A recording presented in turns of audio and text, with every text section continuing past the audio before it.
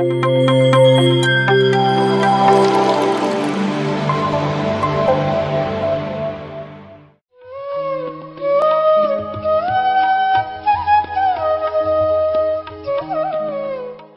ಹೆಸರು ವೆಂಕಟೇಶ್ ಅಂತ. ಫಸ್ಟ್ ನಾನು ಬ್ರಹ್ಮಶ್ರೀ ಪತ್ರಿ ಸರ್ಗೆ ಒಂದು ಕ್ಲಾಪ್ಸ್ ಮುಖಾಂತರ ಧನ್ಯವಾದ ತಿಳಿಸ್ತೀನಿ. ನಾನು ಪಿರಮಿಡ್ ಬಗ್ಗೆ ಗೊತ್ತಿಲ್ಲ ನನಗೆ. ನನ್ನ ಫ್ರೆಂಡ್ ಆನಂದ್ ಅಂತ, ನಾವೊಂದು ಯೋಗ ಕ್ಲಾಸ್ ಹೋಗ್ತಿದ್ವಿ. ಯೋಗ ಕ್ಲಾಸ್ದಲ್ಲಿ ಹಿಂಗೆ ಪಿರಮಿಡ್ ಬಗ್ಗೆ ಮಾತಾಡ್ತಾಯಿದ್ರು. ಏನೋ ಉಣ್ಮೆ ಧ್ಯಾನಕ್ಕೆ ಹೋಗ್ತಿದ್ರು ಅವರು ತಿಂಗಳು. ಈ ಥರ ಹೋದಾಗ ಪಿರಮಿಡ್ಡು, ಎನರ್ಜಿ ಅದ್ರ ಬಗ್ಗೆ ಎಲ್ಲ ಮಾತಾಡ್ಬೇಕಾದ್ರೆ ನನಗೊಂದು ಸ್ವಲ್ಪ ಕ್ಯೂರಿಯಾಸಿಟಿ ಬಂತು. ಧ್ಯಾನ ಅಂತ ಹೇಳಿದ ತಕ್ಷಣ ಏನೋ ಒಂದು ಪದ ಫಸ್ಟ್ ಟೈಮ್ ಕೇಳಿತ್ತು ಅಂತ ಅನಿಸ್ತು. ಚೆನ್ನಾಗಿರೋ ಥರ ಎಲ್ಲ ಹೇಳ್ತಿದ್ರು, ಅವರೆಲ್ಲ ಚೆನ್ನಾಗಿ ಮಾತಾಡ್ತಿದ್ರು ಧ್ಯಾನದ ಬಗ್ಗೆ, ಪಿರಮಿಡ್ ಬಗ್ಗೆ ಎಲ್ಲ. ಸರಿ ಆಯಿತು ಅಂಥೇಳಿ ಫಸ್ಟ್ ಟೈಮ್ ಪಿರಮಿಡ್ ವ್ಯಾಲಿಗೆ ಹೋಗಿದ್ದು. ಪಿರಮಿಡ್ ವ್ಯಾಲಿಲಿ ಕಿಂಗ್ ಚೇಂಬರಲ್ಲಿ ಮೇಲೆ ಕೂತ್ಕೊಂಡು ಧ್ಯಾನ ಈ ಥರ ಎಲ್ಲ ಮಾಡ್ಬೇಕಂತೆಲ್ಲ ಹೇಳ್ಕೊಟ್ಟಾಗ ಫಸ್ಟ್ ಟೈಮ್ ಧ್ಯಾನ ಮಾಡಿದ್ದು. 15 ನಿಮಿಷ ಮಾಡಿರಬೇಕು. ನನಗೆ ತಲೆ ಸುತ್ತಾಯಿತು. ನಾನೇ ಅಂದ್ಕೊಂಡೆ ಕಿಂಗ್ ಚೇಂಬರಲ್ಲಿ ಕೂತ್ಕೊಂಡಿದ್ದೀವಲ್ಲ, ಹಂಗಾಗಿ ಎಲ್ಲ ಹತ್ತಾ ಇದ್ದಾರೆ, ಇಳಿತಾ ಇದ್ದಾರೆ, ಇದಕ್ಕೆ ಏನೋ ಸುತ್ತಾ ಇದೆ ಅಂದ್ಕೊಂಡು ನಾನು ಹಂಗೆ ಅಂದ್ಕೊಂಡಿದ್ದೆ. ಹೋಗಿದ್ದು 4 ಜನದಲ್ಲಿ ಒಬ್ಬೊಬ್ರು ಎಕ್ಸ್ಪೀರಿಯನ್ಸ್ ಹೇಳಿದ್ರು. ಒಬ್ಬೊಬ್ರು ಏನೋ ಕಣ್ಣು ಮುಚ್ಚಿದೆ ಕಣೋ, ಯಾವುದೋ ಪಿಕ್ಚರ್ ನೆನಪು ಬಂತು, ಯಾವುದೋ ಡೈರೆಕ್ಟ್ ನೆನಪು ಬಂತು, ಹಿಂಗೆಲ್ಲ ಮಾತಾಡ್ತಿದ್ರು. ನನಗೆ ಆ ಥರ ಏನು ಅನಿಸಿಲ್ಲ, ಚೆನ್ನಾಗಿತ್ತು ನನಗೆ 15 ನಿಮಿಷ ಧ್ಯಾನ ಮಾಡಿದ್ದಕ್ಕೆ. ಮತ್ತು ನನಗೆ ಆ ಪ್ರಕೃತಿ ಎಲ್ಲ ತುಂಬ ಇಷ್ಟ ಆಯಿತು. ನನಗೇನು ಹೆಲ್ತ್ ಇಶ್ಯೂಸ್ ಏನು ಇರಲಿಲ್ಲ, ಅವಾಗೆಲ್ಲ ಚೆನ್ನಾಗಿದ್ವಿ. ಬಟ್ ಪಿರಮಿಡ್ಡು ಮೈಂಡನ್ನು ಅದು ನಮಗೆ ನಮ್ಮ ಕೆಲಸ ಬಂದೊಂದು ಕನ್ಸ್ಟ್ರಕ್ಷನ್ ಫೀಲ್ಡ್ ಆಗಿರೋದ್ರಿಂದ ಸ್ವಲ್ಪ ನಮ್ಮದು ಟೆನ್ಷನ್ ಜಾಸ್ತಿ ಇರುತ್ತೆ ಆ ಕೆಲಸದಲ್ಲಿ. ಬಟ್ ಅಲ್ಲಿ ಧ್ಯಾನ ಮಾಡಿದ್ಮೇಲೆ ತುಂಬ ಚೆನ್ನಾಗಿತ್ತು ಅನುಭವ. ಸರಿ, ಅವ್ನು ತಿಂಗಳ ಬರ್ತಿದ್ನಲ್ಲ, ಸರಿ ನಾನು ತಿಂಗಳ ಹೋಗ್ತಿದ್ದೆ. ಬರೀ ಹುಣ್ಮೆ ದಿನ ಮಾತ್ರ ಧ್ಯಾನ ಮಾಡ್ತಿದ್ದೆ, ಆಮೇಲೆ ಮಾಡ್ತಾ ಇರಲಿಲ್ಲ. ಹಿಂಗೆ ಸುಮಾರು ದಿವಸ ಹಂಗೆ ಮಾಡ್ಕೊಂಬರ್ಬೇಕಾದ್ರೆ ಬುದ್ಧ ಪೂರ್ಣಿಮೆ ನಡೀತು pyramid ವ್ಯಾಲಿಲಿ 3 days function.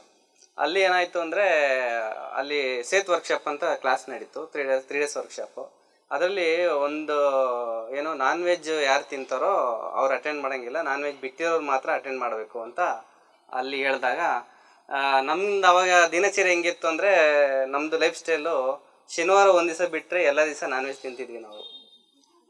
Non veg ಅಂತ ಮುಂಚೆನೇ ಕರೆದಿನ ಧ್ಯಾನಕ್ಕೆ ಹೋಗ್ತಿರ್ಲಿಲ್ವ ಏನೋ ಗೊತ್ತಿಲ್ಲ, ಬಟ್ ಧ್ಯಾನ ಅಂತ ಫಸ್ಟ್ ಕರೆದ್ರು. ಧ್ಯಾನಕ್ಕೆ ಹೋದ್ಮೇಲೆ ಆಮೇಲೆ ಏನಾಯಿತು, ನಾನ್ ವೆಜ್ಜು ಸರಿ ನಾನು ಬರೋಲ್ಲ ಕಣೋ, ಯಾಕಂದ್ರೆ ನಾವು ನಾನ್ ವೆಜ್ ತಿಂತಾಯಿದ್ದೀವಿ, ನೀನು ಹೋಗಿ ಬಂತಿಲ್ಲ ಅಂತ ಫ್ರೆಂಡ್ಗೆ ಅಂದಾಗ, ಬಿಟ್ಟು ಬಿಡುವಂತೆ ಬಾರೋ, ನನ್ನ ಜೊತೆಗೆ ಯಾರೂ ಇಲ್ಲ ಅಂತೇಳಿ ಕರ್ಕೊಂಡೋದ್ಮೇಲೆ ಫಸ್ಟ್ ಟೈಮು ಅಲ್ಲಿ 3 hour ಮೆಡಿಟೇಷನ್ ಮಾಡಿದ್ದು. ಅದು ಮಾಡಿದ್ಮೇಲೆ ನನಗೆ ಚೇಂಜಸ್ ಅನಿಸ್ತು. ನನಗಿಲ್ಲ, ನಾನ್ ವೆಜ್ ಬಿಡಬೇಕು ಅಂತೇಳಿ ಅಲ್ಲಿ ಸತ್ಯನಾರಾಯಣ ಸರ್ ಕ್ಲಾಸ್ ತೊಗೊತಿದ್ರು. ಅವರು ಶನಿವಾರ ಪಿರಮಿಡ್ ವ್ಯಾಲಿಯಲ್ಲಿ ತುಂಬ ಚೆನ್ನಾಗಿ ಹೇಳ್ಕೊಡ್ತಿದ್ರು. ಧ್ಯಾನ ಅಂದರೆ ಏನು, ಅದ್ರ ಬಗ್ಗೆ ಎಷ್ಟು ಲಾಭಗಳಿದ್ದಾವೆ, ಮತ್ತು ಥರ್ಡ್ ಎಕ್ಸ್ಪೀರಿಯೆನ್ಸು, ಮತ್ತು ಈ ಆತ್ಮ ಅನ್ನೋ ಪದ ಸುಮಾರು ಸರಿ ಅಲ್ಲೇ ಕೇಳಿದ್ದು ನಾನು. ಅದಕ್ಕೆ ಮುಂಚೆಲ್ಲ ಆತ್ಮ, ಈ ಜನ್ಮ ಇದೆಲ್ಲ ನಾನು ಕೇಳೇ ಇರಲಿಲ್ಲ. ಸರಿ, ಅದು ಕೇಳ್ತಾ ಏನೋ ಹೊಸ ಪ್ರಪಂಚ, ಹೊಸ ಲೋಕ, ಸರಿ ಇದರಲ್ಲಿ ಏನೋ ಇದೆ ತಿಳ್ಕೋಬೇಕು ಅಂತೇಳಿ ಒಂದು ಕ್ಯೂರಿಯಾಸಿಟಿ. ಸರಿ, ಪ್ರತಿ ಹುಣ್ಮೆಗೆ ಹೋಗ್ತಾ ಹಂಗೆ ಏನಾಗ್ತಿದೆ, ಧ್ಯಾನ ಕಂಟಿನ್ಯೂ ಮಾಡ್ತಾಯಿತ್ತು. ಬಟ್ ಆದ್ರೂ ಅಲ್ಲಿ ಏನೋ ಇರ್ರೆಗ್ಯುಲರ್ ಆಯ್ತಾಯಿತ್ತು, ಸರಿ ಕಂಟಿನ್ಯೂಟಿ ಇರ್ತಿರ್ಲಿಲ್ಲ. ಸರಿ, ಆಮೇಲೆ ಏನು ಮಾಡಿದೆ, ಇಲ್ಲೆಲ್ಲ ಅಲ್ಲಿ ಒಂದು ಸರಿ ಸೆಂಟ್ರನ್ಸ್ ನಿಯರ್ ಎಲ್ಲೋ ಸೆಂಟರ್ಸ್ ಇದ್ದಾವೆ ಅಂತ ಗೊತ್ತಾಯಿತು ನನಗೆ. ಅಲ್ಲಿ ಸರ್ಚ್ ಮಾಡಿದಾಗ ಗಾಯತ್ರಿ ಮೇಡಮ್ ಅವ್ರದ್ದು ಒಂದು ಸೆಂಟರ್ ಸಿಕ್ತು ನನಗೆ. ಸರಿ ಆಯಿತು ಅಂತೇಳಿ ಅಲ್ಲಿ ಡೈಲಿ 6 to 7 ಕ್ಲಾಸ್ ಇತ್ತು. ಕರೆಕ್ಟಾಗಿ 41 ದಿವಸ ಮಾಡಿದ್ರೆ ಏನಾದ್ರು ಚೇಂಜಸ್ ನೋಡ್ಬೋದು ಅಂತ ಅವ್ರು ಹೇಳಿದಾಗ, ಸರಿ ಆಯಿತು ಅಂತೇಳಿ ಸೀರಿಯಸ್ ಆಗಿ 41 ದಿವಸ ಕ್ಲಾಸ್ ಸ್ಟಾರ್ಟ್ ಮಾಡಿದ್ದು. ಮಾಡ್ತಾ ನಾನು 41 ದಿವಸ ಮಾಡ್ತಾ ನನ್ನಲ್ಲಿ ಎಷ್ಟು ಬದಲಾವಣೆ ಆಯಿತು ಅಂತ ಹೇಳಿದ್ರೆ, ಈಗ ಮೇಡಮ್ ಹೇಳಿದ್ರಲ್ಲ, ಕೋಪ, ಮಕ್ಕಳ ಕಿರ್ಚೋದು, ಹೊಡೆಯೋದು, ಬೈಯೋದು, ಇದೆಲ್ಲ ಆಟೋಮೆಟಿಕ್ಲಿ ಚೇಂಜಸ್ ಆಗೋಯ್ತು ನನ್ನಲ್ಲಿ. ಯಾವಾಗ ಚೇಂಜಸ್ ಆಯಿತೋ ಅವ್ರು ಆ್ಯಕ್ಚುಲಿ ನಾನು ನಾನ್ ವೆಜ್ ಬಿಟ್ಟೆ, 41 ದಿವಸ ಬಿಟ್ಟೆ, ಅವರು 40 ದಿವಸ ಬಿಟ್ಟು ಅಂತ ಹೇಳಿದ್ದು. ಬಟ್ ನಾನೊಬ್ಬ ಬಿಡ್ತಿದ್ದೆ, ಅವ್ರು ಯಾರು ಬಿಟ್ಟಿರಲಿಲ್ಲ. ಸರಿ, ಹಿಂಗೆ ಮಾಡ್ತಾ ಅಂತ 3 ತಿಂಗಳಾಯ್ತು. ಅವ್ರಿಗೆ ಏನಂದರೆ, ಇವ್ರು ಸ್ವಲ್ಪ ದಿವಸ ಇರ್ತಾರೆ, ಆಮೇಲೆ ಸ್ಟಾರ್ಟ್ ಮಾಡಿಬಿಡ್ತಾರೆ ಅಂತ ಅವ್ರ ನಂಬಿಕೆ.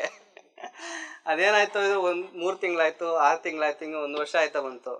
ಬಟ್ 1 ವರ್ಷ ಆದರೂ ಅವ್ರು ನಾನ್ ವೆಜ್ ಬಿಟ್ಟಿರಲಿಲ್ಲ. ನಾನು ಇದ್ದಾಗ ತಿಂತಾ ಇರಲಿಲ್ಲ. ನಾನು ಹೊರಗಡೆ ಎಲ್ಲ ಹೋದಾಗ ತಿಂದ್ಬಿಟ್ಟು ಸೈಲೆಂಟಾಗಿ ಇದ್ಬಿಡ್ತಿದ್ರು, ಅಷ್ಟೊಂದು ಇದು ಮಾಡ್ತಿದ್ರು. ಸರಿ ಆಯಿತು, ನಾನು ಅವ್ರು ನಾನ್ ವೆಜ್ ಬಗ್ಗೆ ಯಾವತ್ತೂ ಹೇಳಿಲ್ಲ, ನನ್ನ ಮಕ್ಕಳಿಗೆ ಆಗಲಿ ಫ್ಯಾಮಿಲಿಗೆ ಯಾರಿಗೇ ಆಗಲಿ ನಾನ್ ವೆಜ್ ಬಗ್ಗೆ ಹೇಳಿಲ್ಲ. ಯಾಕಂದರೆ ನನಗೆ ನಾನ್ ವೆಜ್ ಬಗ್ಗೆ ಹೇಳಿದ್ರೆ ನಾನು ಹೋಗ್ತೀನಿ ಇರಲು ಗೊತ್ತಿರಲಿಲ್ಲ. ಫಸ್ಟ್ ಧ್ಯಾನದ ಬಗ್ಗೆನೇ ಹೇಳಿದೆ ಅವ್ರಿಗೆ, ನೀವು ನಾನ್ ವೆಜ್ ಯಾರು ಬಿಡಬೇಡ್ರಿ, ಧ್ಯಾನ ಮಾಡಿರಿ. ಈಗ ನನ್ನಲ್ಲಿ ಚೇಂಜಸ್ ನೋಡಿದ್ದೀರಲ್ಲ, ನಾನು ಕೋಪ ಆಗಿತ್ತು, ಕಡಿಮೆ ಆಯಿತು, ತುಂಬ ಕೆಲವೊಂದು ಇದೆಲ್ಲ ಆ್ಯಟಿಟ್ಯೂಡ್ ಎಲ್ಲ ಇತ್ತು ನನ್ನಲ್ಲಿ, ತುಂಬ ಕಡಿಮೆ, ಸೈಲೆಂಟ್. ಯಾವಾಗ ನನ್ನಲ್ಲಿ ಸೈಲೆನ್ಸ್ ನೋಡಿದ್ರು, ಆಯಿತು ನನ್ನ ಯಜಮಾನ್ರಲ್ಲಿ ಏನೋ ಬದಲಾವಣೆ ಆಗ್ತಿದೆ ನೋಡೋಣ ಅಂತೇಳಿ ಫಸ್ಟ್ ಟೈಮ್ ಅವ್ರನ್ನ ಬುದ್ಧ ಮೇಲೆ ಪಿರಮಿಡ್ ಕರ್ಕೊಂಡು ಹೋದೆ ನೆಕ್ಸ್ಟ್ ಇಯರು. ಅಲ್ಲಿ ಅಷ್ಟು ಜನ ನೋಡ್ಬಿಟ್ಟು ಅವ್ರು ಇಷ್ಟು ಜನ ಎಲ್ಲ ಧ್ಯಾನ ಮಾಡ್ತಿದಾರ, ಇಷ್ಟೆಲ್ಲ ಇದಿದೆ ಅಂತ ಅವ್ರಿಗೂ ಆಶ್ಚರ್ಯ ಆಯಿತು. ಅದಾದ್ಮೇಲೆ ಅವ್ರು ಸ್ಟಾರ್ಟ್ ಮಾಡಿದ್ರು. ಅವ್ರು ಸ್ಟಾರ್ಟ್ ಮಾಡೋಕ್ಕಿಂತ ಮುಂಚೆ ಮಕ್ಕಳು ಸ್ಟಾರ್ಟ್ ಮಾಡಿಸಿದ್ದೆ. ಮಕ್ಕಳು ನಂಗೆ ಸಾಥ್ ಕೊಟ್ಟು, ಅಪ್ಪ ನಿನ್ನ ಜೊತೆ ನಾವು ನಾನ್ ವೆಜ್ ಬಿಟ್ಬಿಡ್ತೀವಿ ಅಂತೇಳಿ ಅವ್ರು ನಂಗೆ ಸಾಥ್ ಕೊಟ್ಟರು. ನನ್ನ ಮಗಳು ಇಲ್ಲೇ ಇದ್ದಾಳೆ, ನನ್ನ ಮಗ ಇಲ್ಲೇ ಎಲ್ಲೋ ಇದ್ದ. ಅವರಿಬ್ಬರು ನಾವು 3 ಜನ ಒಟ್ಟಿಗೆ ಆದಮೇಲೆ ನಮ್ಮ ಮನೆಯವ್ರೊಬ್ರು ಚೇಂಜ್ ಆದರು, ಬೇರೆ ಸಪ್ರೇಟ್ ಆದರು. ಆಮೇಲೆ ಅವ್ರು ಏನು ಮಾಡಿದ್ರು, ಇಲ್ಲ ಅಂತೇಳಿ ಅವರು ಧ್ಯಾನ ಬರೋಕ್ಕೆ ಸ್ಟಾರ್ಟ್ ಮಾಡಿದ್ಮೇಲೆ ಈ ಕಂಪ್ಲೀಟ್ ನಮ್ಮ ಫ್ಯಾಮಿಲಿ ಮಾತ್ರ ನಾನ್ ವೆಜ್ಜಿಂದ ಹೊರಗಡೆ ಬಂತು. ಅದಾದಮೇಲೆ ನಮ್ಮ ತಾಯಿ ಹಿಂದೆ ಕೂತಿದ್ದಾರೆ. ಅವರು ಧ್ಯಾನ ಮಾಡ್ತಾರೆ, ನಮ್ಗಿಂತ ಜಾಸ್ತಿ ಸಾಧನೆ ಮಾಡ್ತಾರೆ ಅವರು. ಆಮೇಲೆ ಅವರು ನಾನ್ ವೆಜ್ ಬಿಟ್ಟರು. ಹಿಂಗೆ ನನ್ನ ಫ್ಯಾಮಿಲಿಯಿಂದ ನನ್ನ ತಮ್ಮನ ಫ್ಯಾಮಿಲಿ, ನಮ್ಮ ನಾದಿನಿ ಇದ್ದಾರೆ. ಆಮೇಲೆ ನನ್ನ ತಂಗಿ ಫ್ಯಾಮಿಲಿ, ನಮ್ಮ ಬಾಮ ಇದ, ಇಡೀ ಫ್ಯಾಮಿಲಿ ಧ್ಯಾನ ಕುಟುಂಬ, ಶಾಕಾಹಾರಿ ಕುಟುಂಬ, ಆನಂದ ಕುಟುಂಬ ಆಗಿದೆ. ಇದ್ರ ಜೊತೆಗೆ ನನಗೆ ಸಿಕ್ಕಂತ ಈ ಜ್ಞಾನ ಆಗಿರ್ಬೋದು ಅಥವಾ ಈ ದಾರಿ ಇರ್ಬೋದು 4 ಜನಕ್ಕೆ ಸಿಗಬೇಕು ಅಂತೇಳಿ ನಮ್ಮ ಮನೇಲಿ ಸೆಂಟರ್ ಓಪನ್ ಮಾಡಿದ್ವಿ. ಪ್ರೇಮ್ನಾಥ್ ಸರ್ ಬಂದಿದ್ರು, ಸೆಂಟರ್ ಓಪನ್ ಮಾಡಿದ್ರು. ಮನೆ ಕಟ್ಟಿದ್ವಿ, ಗುರುಪ್ರವೇಶಕ್ಕೂ ಬಂದಿದ್ರು, ಸೆಂಟ್ರೆಲ್ಲ ಓಪನ್ ಮಾಡಿದ್ವಿ. ಕ್ಲಾಸ್ ನಡೀತಾ ಇದೆ.